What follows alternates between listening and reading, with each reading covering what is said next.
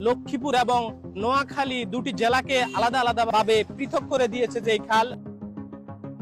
চন্দ্রগঞ্জ বাজারের প্রাচীন নাম ছিল কালীগঞ্জ বাজার বা ঠাকুরের হাট।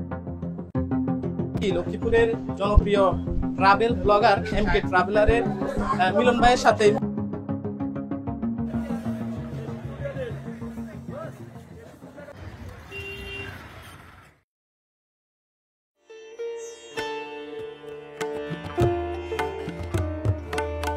চন্দ্রগঞ্জ লক্ষ্মীপুর সদর উপজেলার একটি বড় বাজারের নাম। চন্দ্রগঞ্জ বেগমগঞ্জ উপজেলার পশ্চিমের কিছু অংশ ও লক্ষ্মীপুর সদর উপজেলার পূর্বে চন্দ্রগঞ্জ ইউনিয়ন নিয়ে মূল অংশ।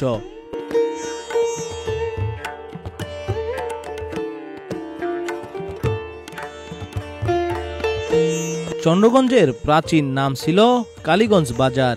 একসময় কালীগঞ্জ ঠাকুরের হাট নামে বেশ পরিচিতি ছিল।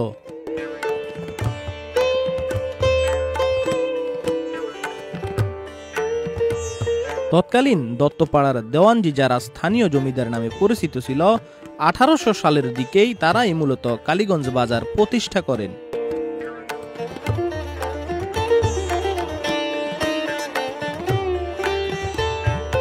এদের বংশধর ছিলেন কালীনাথ গুহরায়, দুর্গমোহন গুহরায়, যোগীচন্দ্র রায় ও সুলতা সুন্দরী। ইতিহাসবিদদের মধ্যে কেউ কেউ লিখে গেছেন যে জমিদার পুরুষ কালীনাথ গুহরায়ের নাম অনুসারে তৎকালীন কালীগঞ্জ বাজারের নামকরণ করা হয়।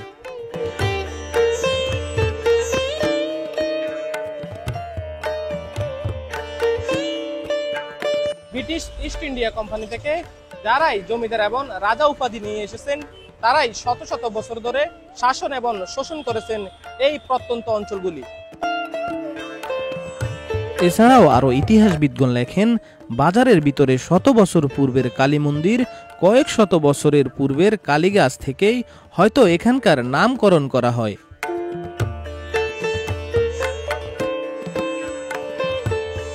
তবে কালীগঞ্জ বা ঠাকুরের হাট নিয়ে যতই মতভেদ থাকুক না কেন, কালীগঞ্জ বা ঠাকুরের হাট বেশি দিন স্থায়ী হয়নি, বরং সেটা মুছে গেছে চন্দ্রগঞ্জ নামের কাছে। তৎকালীন এই এলাকার প্রখ্যাত আলেম মৌলবী হামিদুল্লাহ 1890 খ্রিস্টাব্দে একটি মাদ্রাসা প্রতিষ্ঠা করতে গেলে স্থানীয় জমিদারদের সাথে মতবিরোধ দেখা দেয়। সেই মতবিরোধের কারণে হুজুর এসে রাতের বেলায় চাঁদের আলোতে কাজ করে বর্তমানে কারামতিয়া মাদ্রাসাটি প্রতিষ্ঠা করেন। তৎকালীন বাংলা ভাষার সংস্কৃত ভাষার প্রভাব ছিল বেশি। সেই সময় চাঁদকে বলা হতো চন্দ্র। সে সময় হুজুর চাঁদের আলোতে মাদ্রাসা প্রতিষ্ঠা করে বিদায় এলাকাটির নাম রাখেন চন্দ্রগঞ্জ। এরপর চন্দ্রগঞ্জের নাম চারদিকে ছড়িয়ে পড়ে আর বিলুপ্তি হতে থাকে কালীগঞ্জ বা ঠাকুরের হাট। লক্ষ্মীপুরের জনপ্রিয় ট্রাভেল ব্লগার এমকে ট্রাভেলারের মিলন ভাইয়ের সাথে। মিলন ভাই এখানের চন্দ্রগঞ্জ বাজারের স্থায়ী বাসিন্দা। তো আজকে মিলন ভাই আমাকে ঘুরে ঘুরে এই বাজারটা দেখাবে। মিলন ভাই কি অবস্থা? এই তো আলহামদুলিল্লাহ। কেমন আছেন ভাই? আছি আলহামদুলিল্লাহ। আপনাদের বাজারটা তো অনেক বড় ভাই। আমি যখন আসছি তখন থেকে হাঁটতেছি, শেষে হয় না।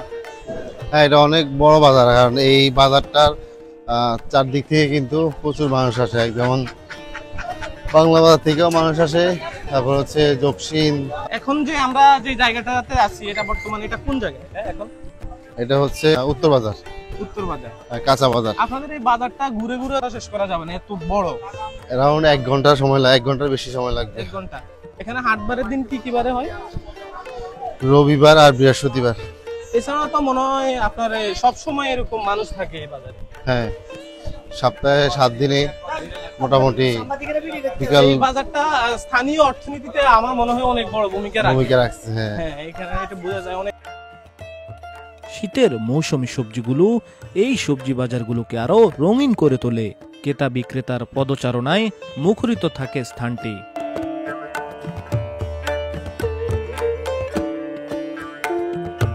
বিক্রেতাদের ব্যস্ততাও বেশ লক্ষণীয়।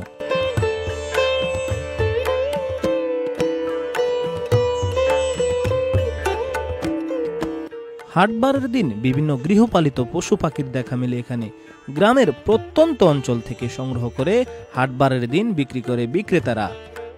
হারিয়ে যাওয়া মাটির পুতুলের দেখা মিলেছে এখানে। চোখ পড়তেই ফিরে গেলাম শৈশবে। শৈশবের কত সময় এই পুতুল নিয়ে কাটিয়েছি তা হয়তো বলে শেষ করা যাবে না। মাটির পুতুল আর কলাপাতার চাউন দিয়ে ছোট ঘর আর ছোট ছোট চুলায় বিভিন্ন গাছের পাতা রান্না মনে পড়ে কি আপনাদের? আধুনিক প্রযুক্তি যেন এখন শৈশব থেকে কেড়ে নিয়েছে এগুলো, তা হয়তো বিক্রেতার মুখের দুশ্চিন্তার চাপই বলে দেয়।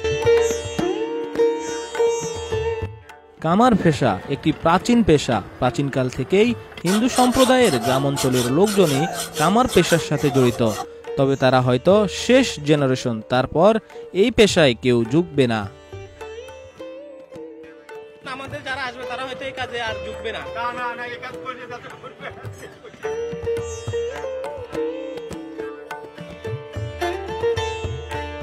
বাপদাদারা করিয়া যখন আমরা করতে বাধ্য, কিছু লোকে করতে বাধ্য আর কিছু লোকে করে না, করতে সামনের দিকে। যারা ঢুকে গেছে কি তারা চলবো, আর যারা নতুন হইতে আছে তারা এগুলা করতেছে না, অন্য পেশার দিকে ঝুঁকতেছে।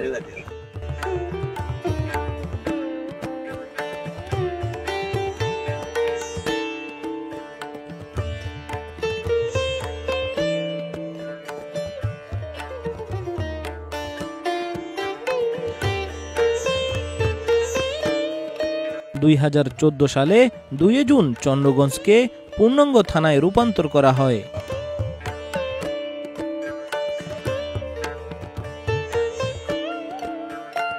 চন্দ্রগঞ্জ বাজারের নাম অনুসারে মূলত চন্দ্রগঞ্জ ইউনিয়নের নামকরণ করা হয়।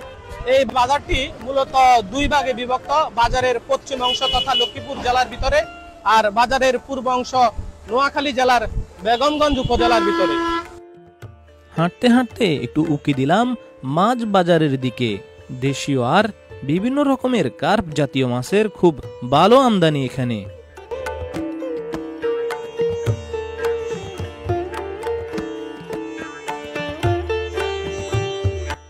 লক্ষ্মীপুর সহ নোয়াখালীর বিভিন্ন স্থান থেকে সবসময় ক্রেতা বিক্রেতায় মুখরিত থাকে স্থানটিতে।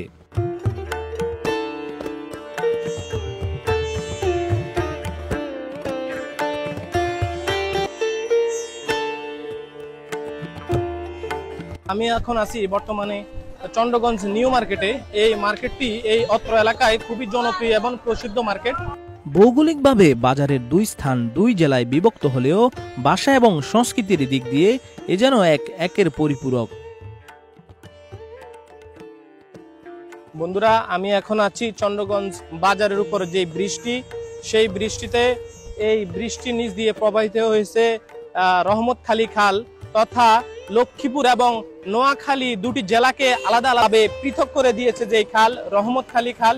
এই খালের গল্প আমি এর আগে বহু ভিডিওতে আপনাদেরকে শুনিয়েছি যে এই খাল দিয়েই ব্রিটিশরা এক সময় ধান, পাট, লবণ, মরিচ, নীল সহ বিভিন্ন কৃষিজাত পণ্য এই খাল দিয়ে তারা ভারতে রপ্তানি করত। এই সেই খাল, যে এই খাল নোয়াখালী এবং লক্ষ্মীপুর জেলাকে বিভক্ত করেছে।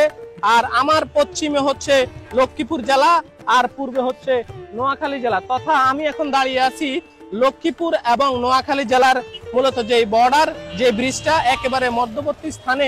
ভিডিওটি ভালো লাগলে শেয়ার করে আপনার বন্ধুদের মাঝে ছড়িয়ে দিন। দেখা হচ্ছে অন্য কোনো জায়গায় অন্য কোনো পর্বে, সেই পর্যন্ত সঙ্গেই থাকুন।